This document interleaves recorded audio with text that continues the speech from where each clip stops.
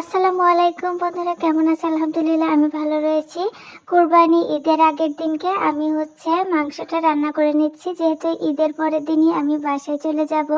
এজন্য ফ্রিজে মাংস ছিল, সেটা রান্না করে নিচ্ছি, তাহলে সকাল সকাল খিচুড়ির সাথে মাংস দিয়ে খাওয়া হয়ে যাবে।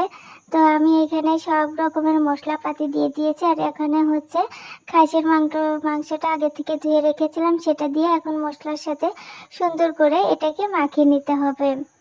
তো আমি বেশিরভাগ মাংস ভুনা ভুনা করি, আর সেটা একেবারে অল্প আঁচ দিয়ে কোনো রকম পানি ছাড়া মাংসটা রান্না করি। এই মাংসটা খেতেই আমার বাসার লোক খুবই পছন্দ করে।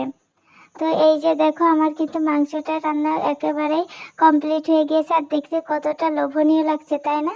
তো রাত্রে রান্না শেষ করে আমি ঈদের দিন সকাল সকাল উঠে পড়েছি। উঠে প্রথমে সেমাইটা রান্না করে নিয়েছি। সেমাইটা রান্না করে খিচুড়িটা চুলায় বসিয়ে মেয়েকে রেডি করে নিয়েছি। আর দেখতে পাচ্ছ মেয়েকে এই ড্রেসে পরে কেমন লাগছে, অবশ্যই তোমরা কমেন্টে জানিও। আর যদি কেউ এই ড্রেসটির কাটিং এবং সেলাই ভিডিওটা দেখতে চাও, তাহলে আমার আরেকটি চ্যানেল রয়েছে, অন্তু ফ্যাশন। সেই চ্যানেলে তোমরা যেয়ে এই ড্রেসের কাটিং এবং সেলাই ভিডিওটা দেখে আসতে পারো। আর এই ড্রেসটা খুবই ইউনিক হয়েছে, দেখতে পাচ্ছ। দেখে বোঝার কোনো উপায় নেই এটা যে আমি বাসায় তৈরি করেছি। তো বন্ধুরা, এই যে কথা বলতে বলতে আমার খিচুড়ি হয়ে গিয়েছে। তো তোমাদের ঈদের দিনটা কিভাবে কাটলো অবশ্যই কমেন্টে জানিও। ভিডিওটি কেমন লাগলো জানিও। ধন্যবাদ।